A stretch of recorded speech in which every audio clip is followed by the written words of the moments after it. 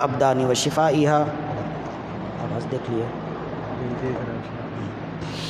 طب القلوب و دوائها و عافیت الابدان و شفائها و نور الابصار و ضیائها و روح الارواح و غذائها و علی آلہ و اصحابہ و بارک وسلم صلاۃ و سلام علیک یا رسول اللہ صلی اللہ علیہ وآلہ وسلم۔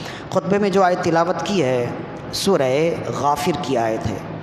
سورہ غافر کا دوسرا نام سورہ مومن بھی ہے۔ قرآن مجید کے بعض نسخوں میں اس کا نام سورہ مومن آتا ہے اور بعض نسخوں میں اس کا نام سورہ غافر آتا ہے۔ سورہ غافر قرآن مجید کے 24ویں پارے میں ہے اور جس آیت مقدسہ کی تلاوت کا شرف حاصل کیا اس آیت کا نشان 51 اور 52 ہے۔ اس آیت مقدسہ میں اللہ رب العزت نے ایک وعدہ فرمایا اور اسی وعدے کے تحت آج کی گفتگو کا عنوان ہے۔ اللہ رب العزت نے ارشاد فرمایا اِنَّا لَنَنصُرُ رُسُولَنَا وَالَّذِينَ آمَنُوا فِي الْحَيَاةِ الدُّنْيَا وَيَوْمَ يَقُومُ الْأَشْهَادُ، بے شک ہم مدد کرتے رہتے ہیں اپنے رسولوں کی اور اہل ایمان کی۔ اِنَّا لَنَنصُرُ رُسُولَنَا وَالَّذِينَ آمَنُوا فِي الْحَيَاةِ الدُّنْيَا وَيَوْمَ يَقُومُ الْأَشْهَادُ، بے شک ہم مدد کرتے ہیں اپنے رسولوں کی اور اہل ایمان کی اس دنیاوی زندگی میں، وَيَوْمَ يَقُومُ الْأَشْهَادُ، اور اس دن بھی مدد کریں گے جس دن گواہ گواہی کے لیے کھڑے ہوں گے۔ یوم لا ينفع الظالمین معذرتهم ولہم اللعنۃ ولہم سوء الدار، جس دن ظالمین کی عذر خواہی انہیں نفع نہ دے گی، ان کے لیے لعنت ہے اور ان کے لیے بری جگہ ہے۔ سورہ غافر کی یہ آیت نمبر 51 اور 52 ہے۔ اس آیت مقدسہ میں اللہ رب العزت نے اپنا وعدہ کیا، اور وعدہ کیا کیا؟ فرمایا کہ ہم رسولوں کی بھی مدد کرتے رہتے ہیں اور اہل ایمان کی بھی مدد کرتے ہیں۔ اس دنیاوی زندگی میں بھی ہم مدد کرتے ہیں اور آخرت میں بھی ہم مدد کریں گے جس دن گواہ گواہی کے لیے بلائے جائیں گے، اس دن بھی ہم مدد کریں گے۔ تو اب یہ مدد کس چیز کا نام ہے اور اس مدد سے کیا مراد ہے؟ اس بیان میں مفسرین کرام نے کئی اقوال پیش کیے کہ اس آیت مقدسہ سے اللہ کی کیا مراد ہے۔ اللہ رب العزت کیا بتانا چاہتا ہے کہ ہم دنیا میں بھی رسولوں کی مدد کرتے ہیں اور اہل ایمان کی مدد کرتے ہیں، اور آخرت میں بھی ہم رسولوں کی مدد کریں گے، اہل ایمان کی مدد کریں گے، اس سے مراد کیا ہے؟ تو اب اس سے کیا مراد ہے، اس کی کیا تفسیر ہے؟ تو مفسرین نے کئی اقوال اس کے پیش کیے۔ ظاہر ہے کہ ہر بات کے کئی زاویے ہوتے ہیں اور ہر بات سے کئی باتیں نکلتی ہیں، اس وجہ سے ایک آیت کے تحت مفسرین کئی اقوال پیش کرتے ہیں۔ بس اوقات ایک ہی قول ہوتا ہے، ایک ہی قول ہو تو ایک ہی قول پیش کی جاتی ہے، ورنہ مفسرین اکثر و بیشتر آیت سے متعلق کئی اقوال پیش کرتے ہیں۔ امام ابو عبداللہ القرطبی المالکی رحمہ اللہ نے تفسیر قرطبی میں اس کے 3 اقوال پیش کیے، اور امام عبد الرحمن ابن جوزی رحمۃ اللہ علیہ نے زاد المسیر میں اس کے 4 اقوال پیش کیے۔ فرمایا اس سے یہ مراد ہے، یہ مراد ہے، یہ مراد ہے، یا یہ مراد ہے۔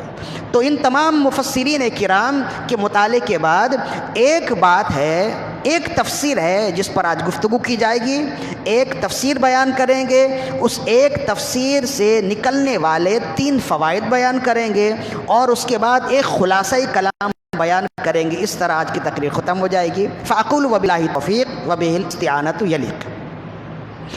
اس کی ایک تفسیر تو یہ، اور بھی تفاسیر ہیں۔ ایک تفسیر یہ ہے کہ اِنَّا لَنَنصُرُ رُسُولَنَا وَالَّذِينَ آمَنُوا فِي الْحَيَاةِ الدُّنْيَا وَيَوْمَ يَقُومُ الْأَشْهَادُ، کہ بے شک ہم رسولوں کی بھی مدد کرتے ہیں اور اہل ایمان کی بھی مدد کرتے ہیں اس دنیاوی زندگی میں، اور آخرت میں بھی مدد ہم کریں گے۔ اس سے مراد کیا ہے؟ فرمائیں اس سے مراد یہ ہے کہ اللہ رب العزت دنیا میں اپنے رسولوں کی بھی حفاظت فرماتا ہے اور اہل ایمان کی بھی حفاظت فرماتا ہے۔ اور حفاظت سے کیا مراد ہے؟ اہل ایمان کے عیبوں کو چھپاتا ہے، ان کی عزت اور ناموس کی حفاظت فرماتا ہے۔ اللہ رب العزت دنیا میں انبیاء کرام کا تو تذکرہ چھوڑ دیجیے، بالخصوص یہاں اہل ایمان کی ہی بات ہے، تو اسی پر، اس لیے کہ انبیاء کرام پر تو کوئی قیل و قال ہے نہیں۔ اہل ایمان کہ اللہ رب العزت دنیا میں مدد کیسے کرتا ہے، رسول اللہ صلی اللہ علیہ وآلہ وسلم نے ارشاد فرمایا وہ اس طرح کہ اللہ رب العزت دنیا میں اہل ایمان کے عیبوں کو چھپاتا ہے اور عیبوں کو چھپا کر ان کی عزت و ناموس کی حفاظت فرماتا ہے۔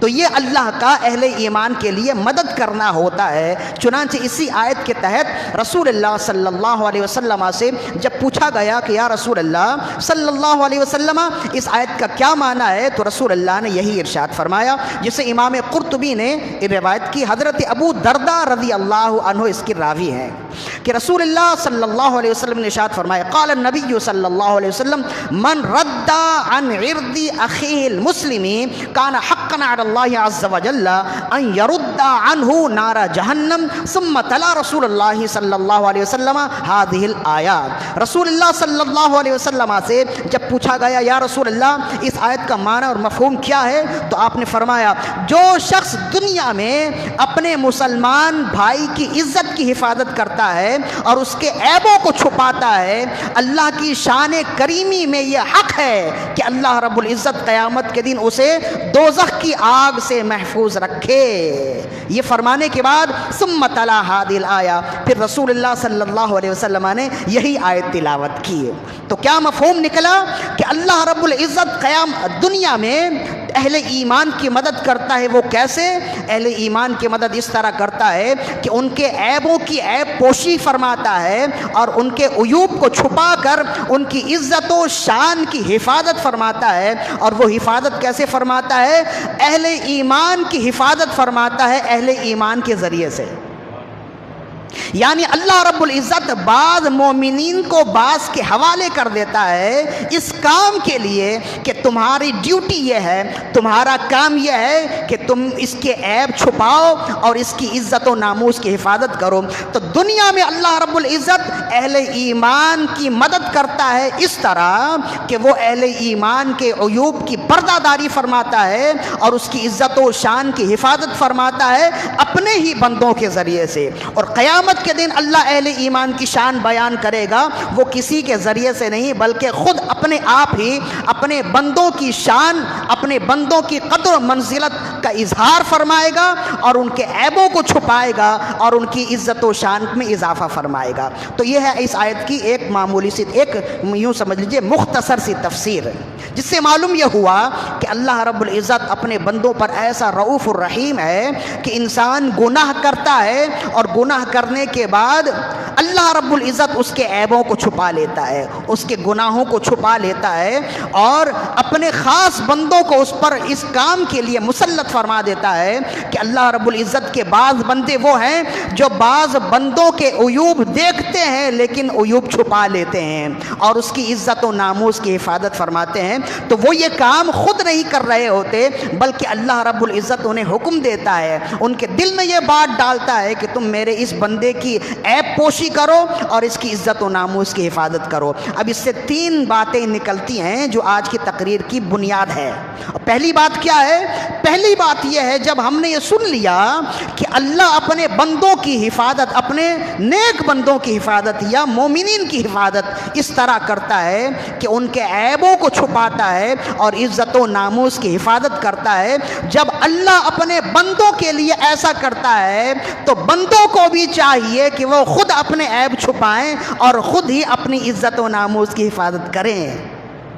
اس سے پہلا فائدہ نکلا، اس لیے کہ یہ اللہ کی مرضی ہے، یہ اللہ کی منشا ہے۔ اللہ یہ چاہتا ہے کہ بندوں کے درمیان میں بندے رسوا نہ ہوں، لیکن یہ بندوں پہ بھی لازم ہے، بندوں کی بھی ذمہ داری ہے کہ جب رب کسی کے عیب چھپاتا ہے تو وہ خود بھی اپنے عیب چھپائے۔ بندوں کی بھی ذمہ داری ہے کہ جب رب کسی کے گناہ چھپاتا ہے تو بندے بھی اپنے گناہ چھپائیں، ورنہ وہ معافی کے خواستگار نہ ہوں، وہ معافی کے حقدار نہیں ہوں گے۔ اور اسی کو رسول اللہ صلی اللہ علیہ وسلم نے خود بیان کیا۔ یہ آج کی پہلی مثال ہے، یوں سمجھ پہلا فائدہ ہے کہ جب رب بندوں کے گناہ چھپاتا ہے تو بندوں کو بھی چاہیے کہ وہ خود بھی اپنے گناہ چھپائیں۔ جب رب بندوں کی عیب پوشی کر کے اس کی عزت و ناموس کی حفاظت کرتا ہے تو بندوں کو خود بھی چاہیے کہ اپنے عیب چھپائے اور اپنی عزت و ناموس کی خود حفاظت کرے، ورنہ اگر اس کے باوجود اس کے بعد اگر وہ اس کے خلاف کرتا ہے اور وہ رسوائے زمانہ ہو جاتا ہے یا اس کی بدنامی ہوتی ہے یا وہ رسوا ہو جاتا ہے چار لوگوں کے درمیان میں تو پھر قصور اس کا اپنا ہی ہے، اور آخرت میں بھی اگر وہ رسوا ہوگا تو قصور اس کا اپنا ہی ہے۔ اللہ تو عیب چھپا رہا ہے لیکن بندہ خود ہی اپنے عیوب کو ظاہر کرتا ہے، تو اس میں بندوں کا اپنا ہی خاص قصور ہے۔ چنانچہ اسی کو رسول اللہ صلی اللہ علیہ وسلم نے بھی ارشاد فرمایا۔ اچھا، اس حدیث کو بیان کرنے سے پہلے بلند آواز سے ایک بار درود و سلام کے نذرائن پیش کیجئے۔ اللہم صلی علی سیدنا و مولانا محمد معدن الجود والکرم وعلی آلہ و اصحابہ وبارک وسلم صلاۃ و سلام علیکہ یا رسول اللہ۔ صحیح بخاری کی حدیث ہے۔ حضرت ابو ہریرہ رضی اللہ عنہ اس کے راوی ہیں۔ عن ابی ہریرہ رضی اللہ تعالی عنہ قال سمعت رسول اللہ صلی اللہ علیہ وسلم یقول، حضرت ابو ہریرہ رضی اللہ عنہ فرماتے ہیں میں نے رسول اللہ صلی اللہ علیہ وسلم سے سنا، آپ نے ارشاد فرمایا کل امت مجافا الا المجاہرین، میری کل امت بخشی جائے گی سوائے ان لوگوں کے جو علی الاعلان گناہ کرتے ہیں۔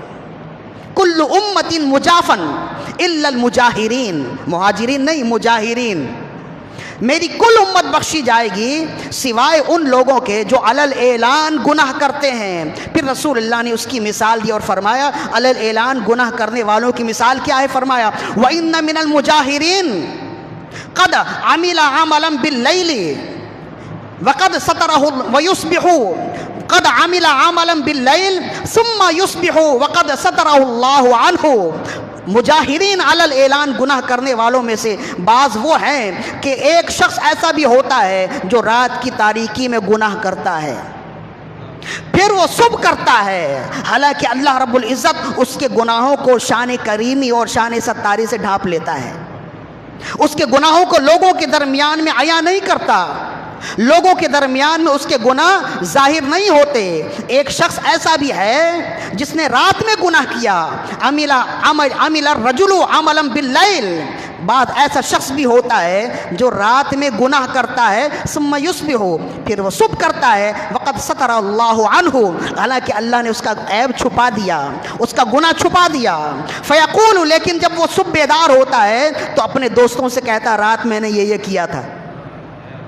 اللہ نے اس کا عیب چھپا دیا لیکن وہ خود ہی تفریحاً مفاخراً یہ کہہ دیتا ہے اپنے دوستوں سے یا ملنے والوں سے رات میں نے یہ کام کیے۔ تو رسول اللہ نے فرمایا جب وہ صبح بیدار ہوتا ہے فیقول، تو کہتا ہے قد عملت البارحۃ کذا و کذا، میں نے کل رات میں نے فلاں کام کیا، ایسا کام کیا۔ وقد بات یسترہ ربہ ویصبح یکشف ستر ربہ، اب اللہ رب العزت پر تو کوئی الزام نہیں ہے نا، جب اس نے رات کی اور گناہ کیا تو رب نے اس کے گناہ کو چھپا لیا، لیکن جب وہ بندہ خود ہی صبح کرتا ہے تو اس چھپانے والی چادر کو خود ہی پھاڑ دیتا ہے، اس نے اس چھپانے والی چادر کو خود ہی چاک کر دیا۔ تو رسول اللہ صلی اللہ علیہ وسلم نے ارشاد فرمایا جو شخص خود ہی اپنے گناہ لوگوں میں عیاں کر دیتا ہے تو رسول اللہ نے فرمایا قیامت کے دن ہر گناہ گار بخشا جائے گا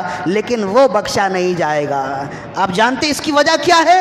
جب گناہ کا تعلق بندے اور رب سے ہوتا ہے تو رب غفار ہے، مہربان ہے، وہ ستار ہے، وہ مہربانی بھی فرماتا ہے، بخشش بھی فرماتا ہے، اور ستار کا مطلب ہوتا ہے گناہوں کو چھپانے والا، وہ گناہ چھپا لیتا ہے۔ جب تک گناہ کا تعلق بندے اور رب کے درمیان ہے تو رب کے لیے یہ امید ہے کہ وہ بندوں کے گناہ چھپا لے گا، لیکن جب بندہ اپنے اس چھپے ہوئے گناہ کو دوسرے بندوں پر ظاہر کر دیتا ہے تو گویا وہ اپنے گناہ پر دوسروں کو گواہ بنا لیتا ہے۔ تو جب وہ دوسرا گواہ بن گیا تو اب یہ معاملہ رب اور بندوں کے درمیان میں نہ رہا بلکہ بندوں اور بندوں کے درمیان میں ہو گیا۔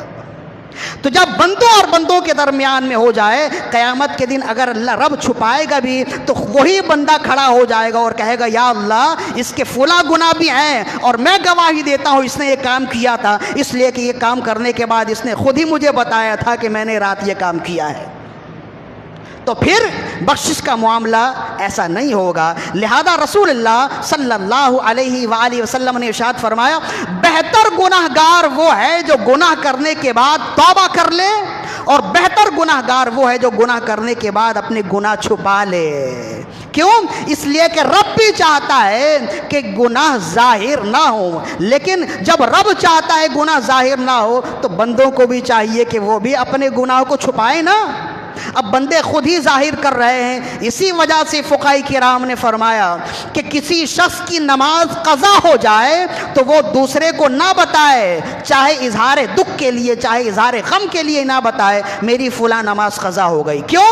اس لیے کہ نماز کا قضا کرنا یہ گناہ ہے اور تم اس گناہ کا اظہار دوسرے سے کر رہے ہو. فقہاء کرام نے اس سے بھی منع فرمایا.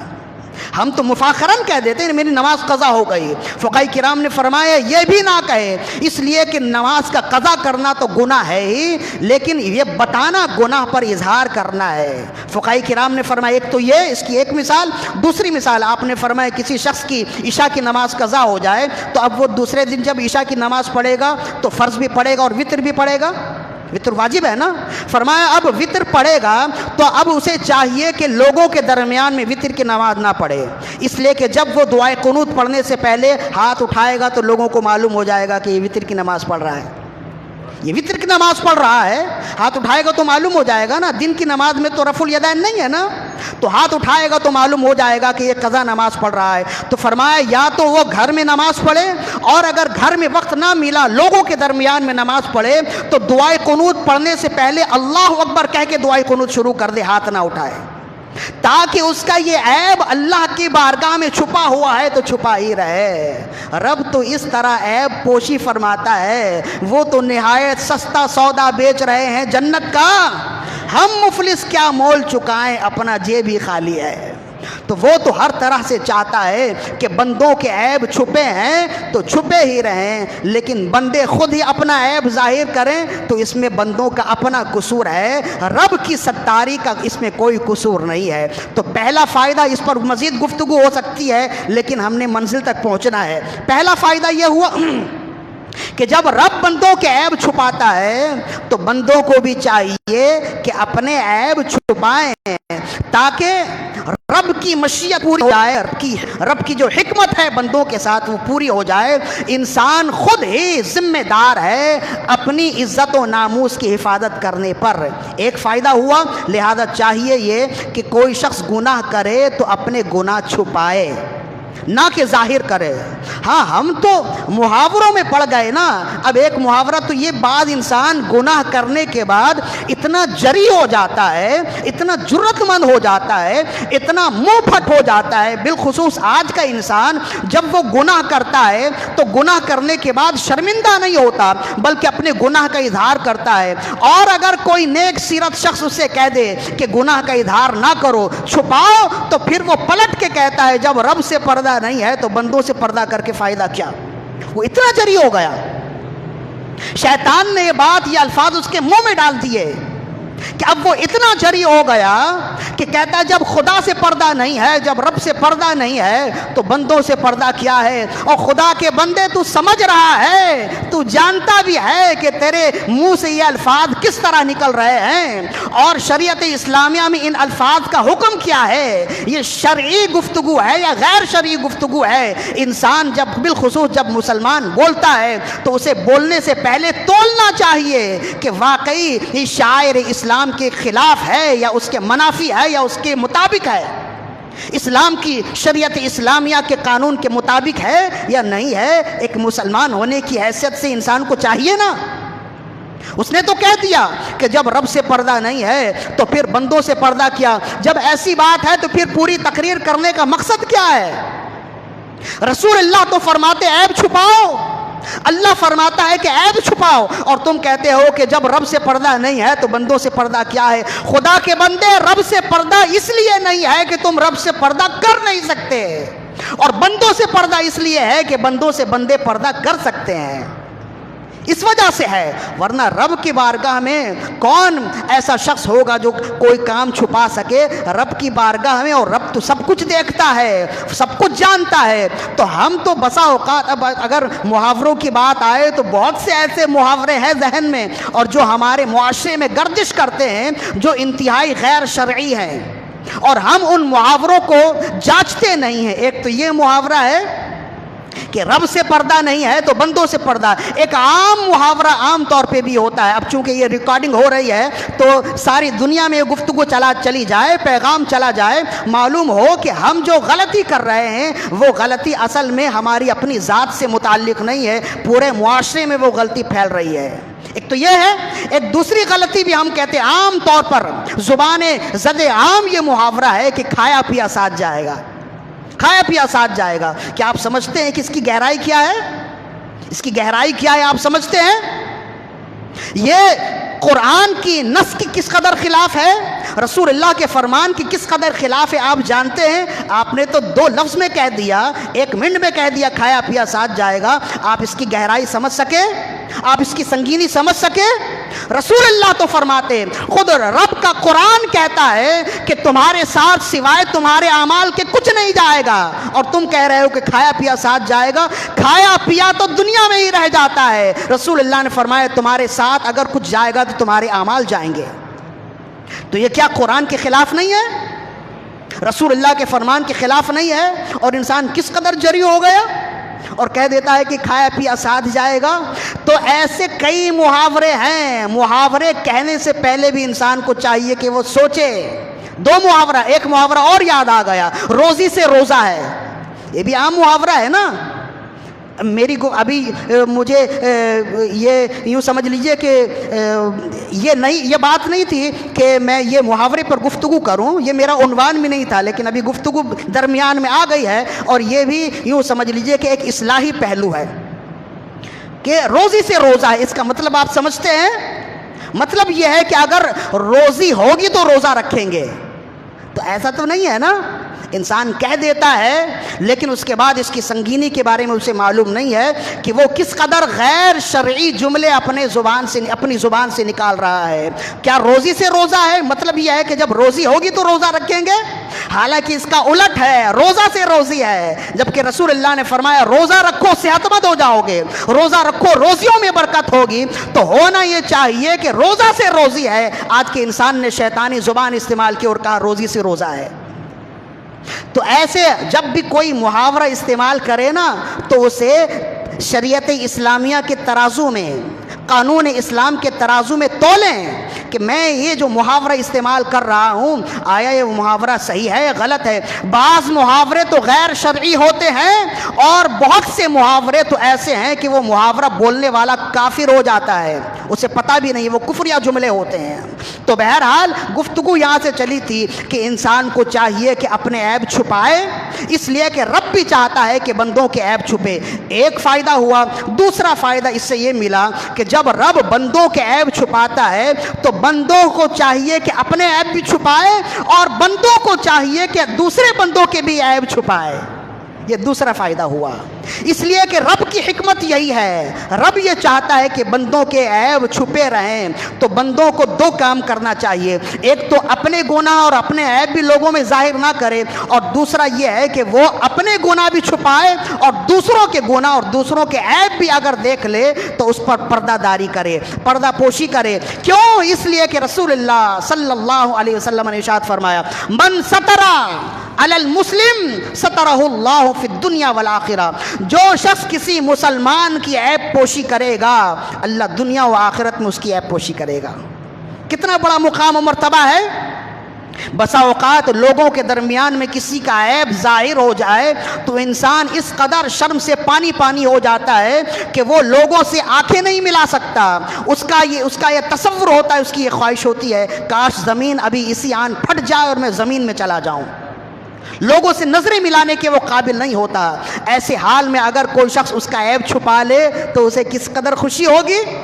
اور یہی رب کی منشا ہے. رب بھی چاہتا ہے لوگوں جب میں تمہارے عیب چھپاتا ہوں تو تمہیں بھی چاہیے کہ اپنے بندوں یعنی اپنے بھائیوں کے عیب چھپاؤ. یہ نہ ہو کہ تم عیب ظاہر کرو. ہمارے ہاں تو عیب کی پردہ داری تو الگ ہے, عیب کو ظاہر کرنا ہمارے ہاں تو یوں سمجھ لیجئے کہ اب قومی کھیل ہو گیا ہے.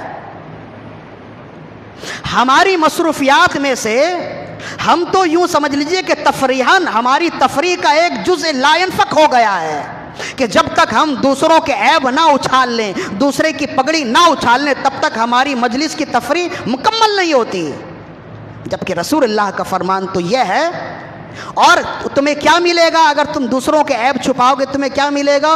اللہ نے فرمایا قیامت کے دن کل خلائق کے سامنے جب کوئی کسی کے سامنے کوئی اپنا عیب چھپا نہیں پائے گا، اس وقت بندہ جو دنیا میں اپنے بھائی کا عیب چھپانے والا ہوگا، رب اس کے سارے گناہ چھپا لے گا.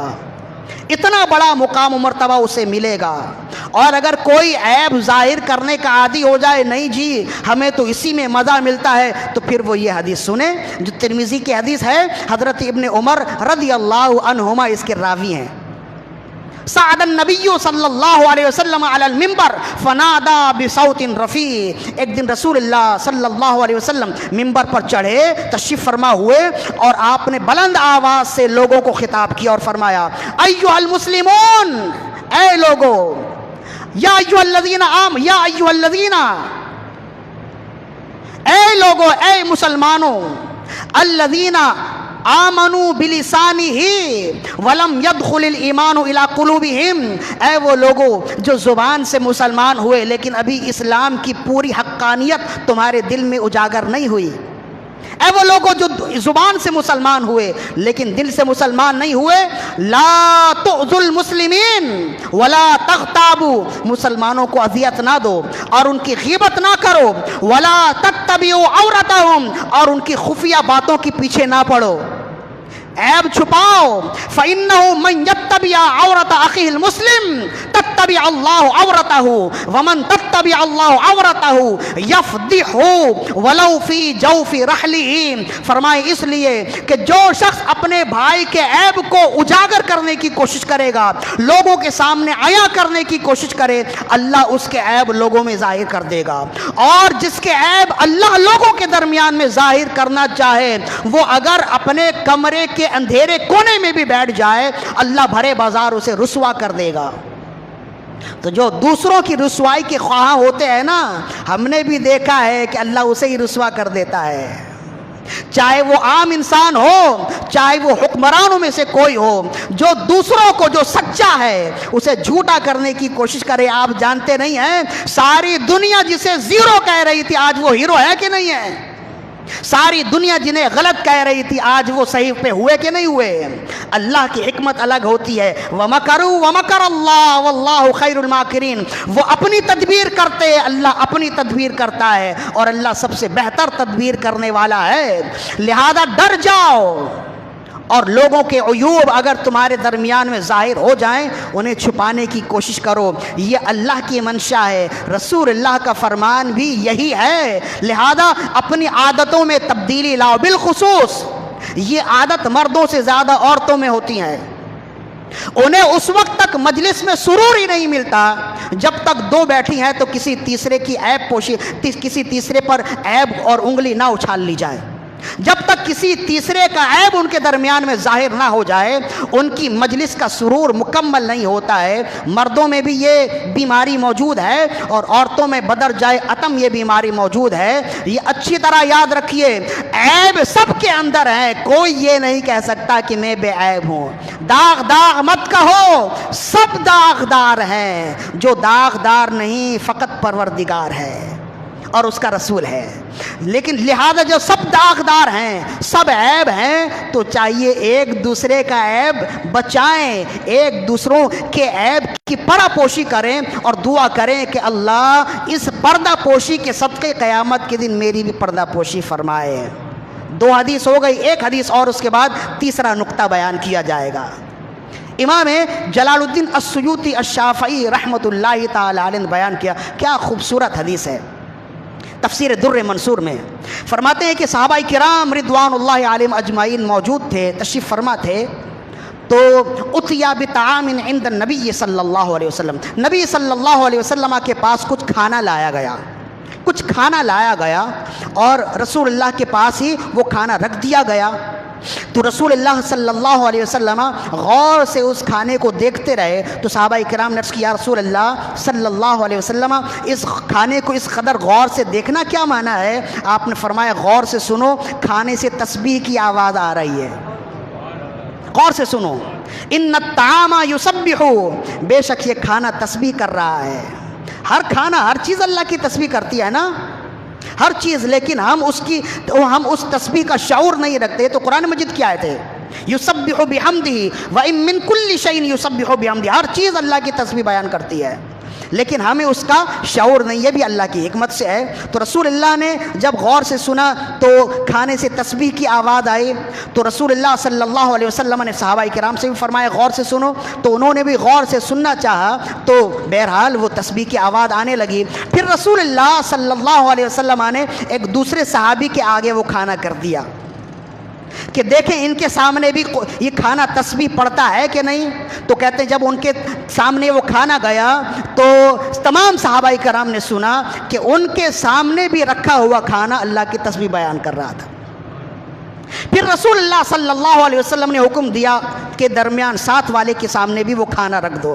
تو رسول اللہ صلی اللہ علیہ وسلم کے حکم سے ساتھ والے کے پاس بھی وہ کھانا رکھ دیا گیا. تو پھر ساتھ والے کے پاس جو کھانا رکھا گیا تو تمام صحابہ کرام نے سنا کہ وہاں پہ بھی کھانا تسبیح کر رہا تھا. بس دو کو دکھانے کے بعد رسول اللہ نے فرمایا میرے پاس کر دو. اب وہ کھانا رکھ دیا گیا تو صحابہ کرام عرض کرنے لگے یا رسول اللہ کیا ہی خوب ہوتا، کیا ہی بہتر ہوتا، یہ تو بڑی فخر کی بات ہے نا، کیا ہی بہتر ہوتا ہم سب کے سامنے وہ کھانا آتا اور سب کے سامنے کھانا تسبیح کرتا، تو ہم بھی فخر سے کہہ سکتے تھے کہ ہمارے سامنے بھی کھانا تسبیح کرتا ہوا ہم نے دیکھا ہے، سنا ہے، یا رسول اللہ کیا ہی بہتر ہوتا. تو رسول اللہ صلی اللہ علیہ وسلم نے ارشاد فرمایا کہ سب کے سامنے نہ دینا ہی بہتر ہے. اور اس کی وجہ یہ ہے کہ اگر کسی کے گناہ اور شامت اعمال کی وجہ سے، کسی خطا کی وجہ سے کھانا اس کے سامنے رکھا جاتا اور تسبیح نہ کرتا تو اس کا عیب لوگوں میں ظاہر ہو جاتا. قیامت تک لوگ کہتے اس نے کوئی برا عمل کیا ہوگا، اس وجہ سے یہ کھانا اس کے سامنے تسبیح نہیں کرتا. لہذا میں چاہتا ہوں کہ جس کے عیب چھپے ہیں وہ چھپے ہی رہیں. رسول اللہ صلی اللہ علیہ وسلم کہ ہر فرمان میں، ہر عمل میں کیسی حکمت پوشیدہ ہے. لہذا جب رسول اللہ صلی اللہ علیہ وسلم لوگوں کے عیب چھپاتے ہیں تو ہمیں بھی چاہیے کہ ہم لوگوں کے عیب چھپائیں، ظاہر نہ کریں، اسے کھیل تماشا نہ بنائیں. یہ شرعی حکم ہے. لہذا اس شرعی حکم پر جو چلے گا اللہ دنیا و آخرت میں اسے سر بلندی عطا کرے گا. اور جو دوسروں کے عیب اور ٹوہ میں لگے رہتے ہیں ہم نے دیکھا ہے کہ وہ خود ہی جگہ جگہ ذلیل و رسوا ہوتا ہے، جگہ جگہ ذلیل و رسوا ہوتا ہے. لہذا اگر خیریت چاہیے، اچھا مقام چاہیے، اللہ کی بارگاہ میں معافی چاہیے، اپنے عیب کی عیب پوشی چاہیے، انسان کو چاہیے دنیا میں اپنے بھائی کی عیب پوشی کرے. دو فائدہ ہو گیا. تیسرا فائدہ یہ ہے کہ یہ عیب پوشی کرنا اللہ نے فرمایا یہ ہمارا وعدہ ہے. ہم اہل ایمان کی عیب پوشی کرتے ہیں، لیکن اللہ رب العزت دنیا میں اہل ایمان کی عیب پوشی خود نہیں کرتا، آخرت میں خود کرے گا. دنیا میں کس سے کرواتا ہے؟ دنیا میں اپنے خاص بندوں کے ذریعے سے خاص بندوں کی عیب پوشی فرماتا ہے. لہذا معلوم یہ ہوا کہ وہ بندے بھی بڑے لائق و فائق ہیں، وہ بندے بھی بڑے اللہ کے پسندیدہ ہیں جنہیں اللہ اس کام کے لیے مقرر کرتا ہے کہ وہ اپنے بھائی کی عیب پوشی کریں. اور وہ لوگ بھی بہت سربلند ہیں اور وہ لوگ بھی بہت ہی عظیم المرتبت ہیں جن کی عیب پوشی کے لیے اللہ اپنے خاص بندوں کو منتخب کرتا ہے. بالخصوص اچھا یہ بات بھی یاد رکھیے کہ عیب پوشی کرنا ایک تو آمنے سامنے عیب پوشی کرنا یہ تو ہے ہی کہ عیب کو چھپا لے، لیکن صحیح معنوں میں عیب پوشی اس وقت کی جاتی ہے جب کسی غیر موجود کی عیب بیان کی جا رہی ہو اور آپ اس کی طرف سے طرفداری کریں اور اس کی عیب پوشی کریں. یعنی ایک تیسرا بندہ آپ کے درمیان میں نہیں ہے اور ایک شخص اس کی برائی بیان کر رہا ہے تو آپ اس کی جانب سے دفاع کریں اور کہیں کہ نہیں یہ برا نہیں، یہ تو ایسا ایسا تھا. رسول اللہ صلی اللہ علیہ وآلہ وسلم نے ارشاد فرمایا من نصر علی اخیہ المسلم فی موطئ ينقص عرضه وينتهك حرمته نصر الله في موطئ يحب نصرته او كما قال. یہ امام ابن احمد بن حنبل کی حدیث ہے. حضرت جابر بن عبداللہ اس کے راوی ہیں. رسول اللہ نے فرمایا کوئی شخص اپنے بھائی کی غیر موجودگی میں اس جگہ اس کی پردہ داری کرے جس جگہ اس کی حرمتوں کو پامال کیا جا رہا ہو، جس جگہ اس کی بے عزتی کی جا رہی ہو، اس جگہ کوئی شخص اپنے بھائی کی حرمتوں کا دفاع کرے، اس کی حرمتوں کی حفاظت کرے، اللہ اس جگہ اس کی حرمت کی حفاظت کرے گا جس جگہ وہ چاہتا ہوگا کہ میری مدد کی جائے۔ لہذا وہ لوگ بھی بڑے اچھے ہیں جنہیں اللہ مسلمانوں کی پردہ داری کے لیے منتخب فرماتا ہے، اور وہ لوگ بھی بہت اچھے ہیں جن کی شان کو بلند کرنے کے لیے اللہ رب العزت ان کی غیر موجودگی میں ایسے لوگوں کو منتخب کرتا ہے جو ان کی غیر موجودگی میں ان کی شان بیان کرتے ہیں۔ جب عام انسان کے لیے یہ ہے تو امام حسین کے لیے کیا مقام و مرتبہ ہوگا آپ جانتے ہیں؟ یہی تو حدیث ہے اور یہی تقریر کا داعیہ ہے کہ امام حسین رضی اللہ تعالی عنہ کے وصال کے بعد، کربلا کے بعد، آپ کی شہادت کے بعد جب جب جہاں جہاں امام حسین کی شان اور حرمت پر کوئی آنچ آنے والی ہوئی، کسی نے آپ کی شان میں انگشت نمائی کی، وہاں کوئی نہ کوئی کھڑا ہوا جس نے امام حسین کی عزت و حرمت کی دفاع کی، جس نے عزت و حرمت کا دفاع کیا، آپ کی شان کو بیان کیا۔ آپ جانتے نہیں ہیں، بہت ہی مشہور واقعہ ہے نا، جب ابن زیاد کی مجلس میں امام حسین کا سر اقدس لایا گیا، ایک چھڑی سے امام حسین کے لبہائے مبارک پر لگا رہا تھا، دانتوں کو لگا رہا تھا، تو وہاں حضرت اور یہ کہہ رہا تھا کہ اللہ نے عزت والوں کو عزت دی اور العیاذ باللہ ذلیل لوگوں کو رسوا کیا۔ وہ یہ کہہ رہا تھا اللہ نے عزت والوں کو، وہ عزت والے سے اپنا سمجھ رہا تھا، ابن زیاد، عبید اللہ بن زیاد، وہ کہہ رہا تھا اللہ نے عزت والوں اور عزت والے والدین کو عزت دی اور ذلیل آباء و اجداد کو العیاذ باللہ اللہ نے رسوا کر دیا۔ اور وہ چھڑی سے امام حسین رضی اللہ تعالیٰ عنہ کے کٹے ہوئے سر میں چھڑی سے کونچے لگا رہا تھا، تو وہاں ایک عظیم تابعی کھڑے ہوئے، حضرت عبداللہ بن عفیف الازدی رضی اللہ تعالی عنہ۔ یہ آپ دیکھ نہیں سکتے تھے، آپ نابینا تھے، جب آپ کے کانوں تک آواز آئی تو اب کون ایسا شخص ہوگا جو عزت و حرمت کی حفاظت کرنے والا ہو، جس کے دل میں نور ایمان جگمگا رہا ہو، اور وہ اس وقت امام حسین کی عزت و حرمت کی دفاع نہ کرے؟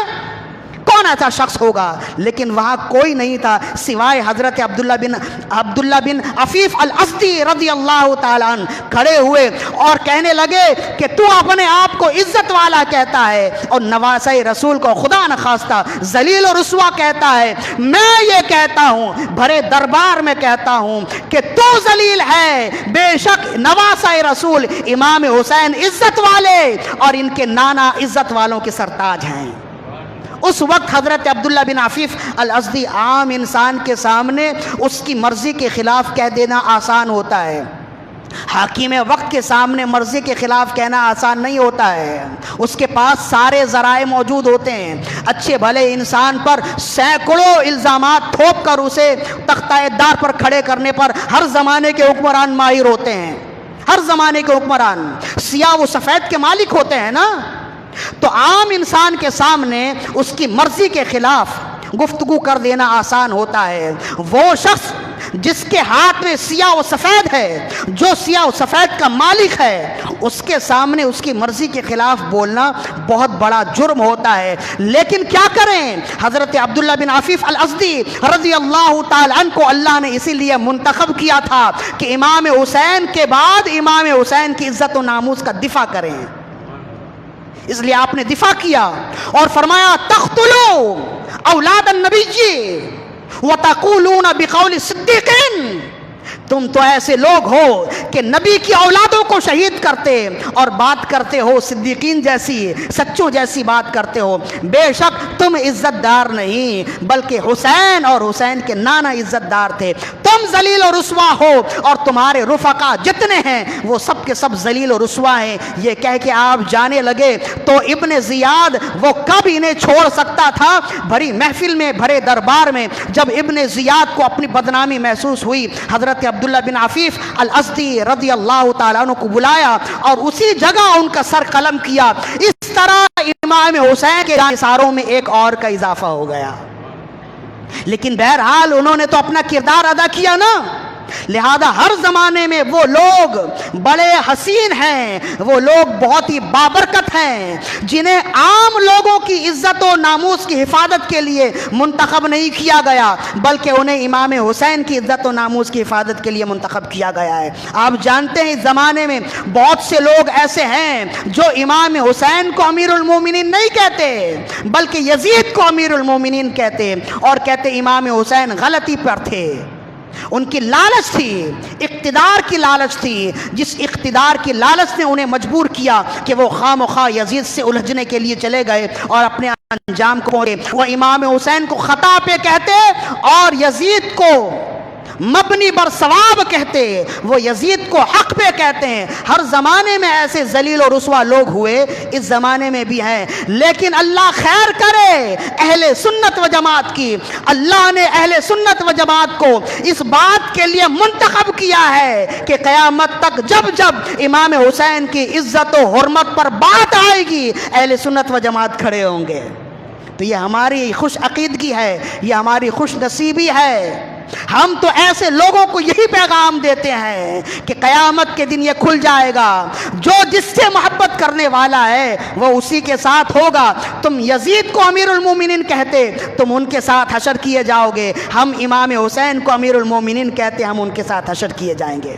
یہی معلوم ہو جائے گا، حشر کو معلوم ہو جائے گا کہ جیتا کون اور ہارا کون۔ لہذا پیغام میرا یہ ہے، قیامت تک امام حسین رضی اللہ تعالی عنہ کی عزت و حرمت کی حفاظت کیجئے، یہ بہت بڑا منصب ہے۔ جب امام حسین کی عزت و حرمت کی حفاظت کا اتنا بڑا منصب ہے تو خود رسول اللہ صلی اللہ علیہ وسلم کی ناموس اور عزت کی حفاظت کرنے والوں کا منصب کتنا بڑا ہوگا؟